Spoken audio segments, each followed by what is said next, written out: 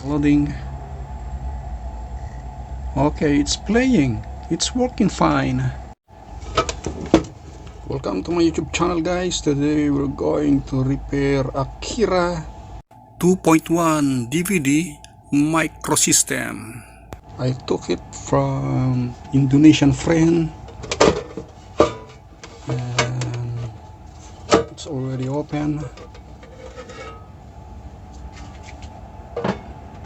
Maligayang pagdating sa aking channel, guys. Ngayon magche-check tayo ng Akira DVD player. At kinuha ko to sa Indonesian friend and take a look. It seems something is blow up here, and here's the capacitor cap, and it's rated 25 volts, 470 UF, and it's blown. Oh, there, it came from here. So I'm going to, oh, someone is trying to fix this one. Okay, let's try to check this one, guys, before we install a new capacitor. And I'm going to open here. See, the two screw is already removed and only two left. Problem here. Okay, guys, we still have one bloated e-cap here. Ito, guys, may nakita tayong isang buntis. Palitan natin to at saka ito, at saka natin siya i-on ulit. Sorry, it's DJ.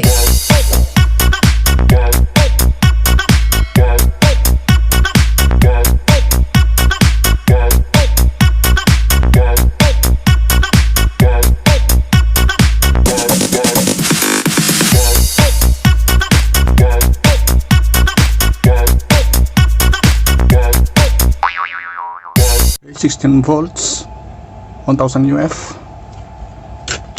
This side here, guys, is the negative and this side here is the positive. So you're going to install like this. Yung may guhit na yan, guys, is ang kanyang negative. Itong buo na to, brown, yan ang kanyang positive. Sa electrolytes naman, ito yung kanyang negative, at itong buong itim na to is yung kanyang positive. So install natin siya dahil may polarity ito. We're going to install it with this one with a polarity. Okay.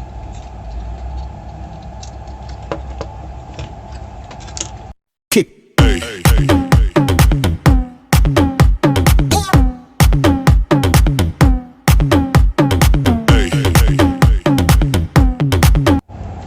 And I have with me, guys, a replacement for the 25 volts 470 UF, and this one is bulky also, so I'm gonna replace that with 35 volts, same 470 UF, so a little bit bigger.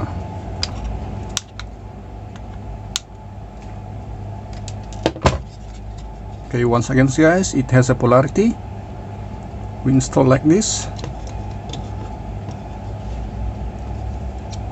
Yan, negative doon.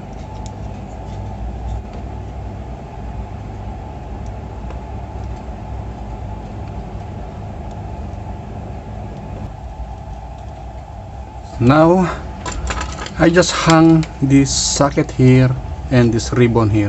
Okay, I just hung it, so no load for the secondary. So I'm going to turn this on and let's see what gonna happen to the new capacitor. Okay, it's being turned on and nothing's happened there. Let's verify if there is a voltage now to the secondary. Titignan natin, guys, ihinang ko muna yung terminal dito, itong dalawa na to. Wala muna siyang load para sa secondary. At i-verify natin kung meron ng voltahe dito. Kaya meron na. Okay? Okay, ito yung primary natin. This is the primary and this is the secondary. Ito yung power supply niya.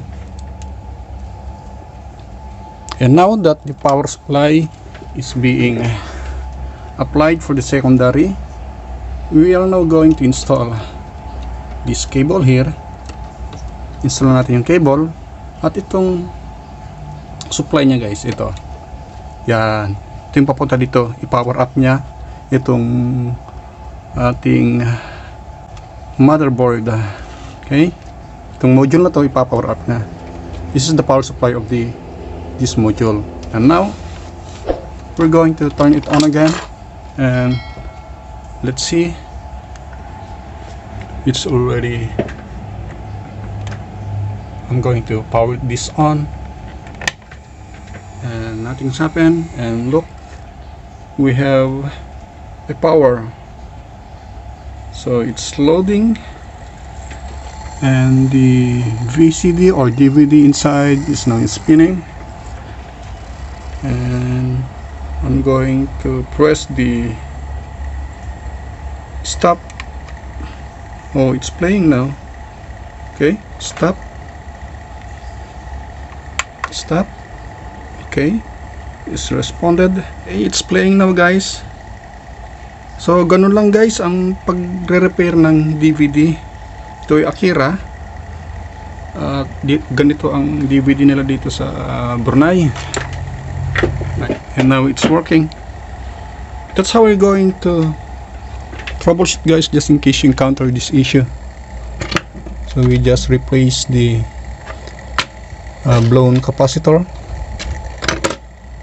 and the bulky, another bulky one. And where is it now?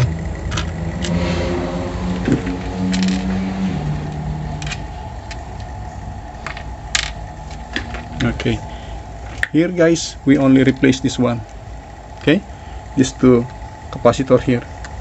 This one is blown up, and this is the terminal, and this one is bloated, so I replace it also. So both capacitor is located in the secondary section, or because this is the primary section and this is the secondary section of the power supply. If you're new to my channel guys, please support me by clicking subscribe button and notification bell, so you'll be updated just in case I have a new upload video. Ito guys yung ating pinalitan. Thanks for watching. Until then, God bless.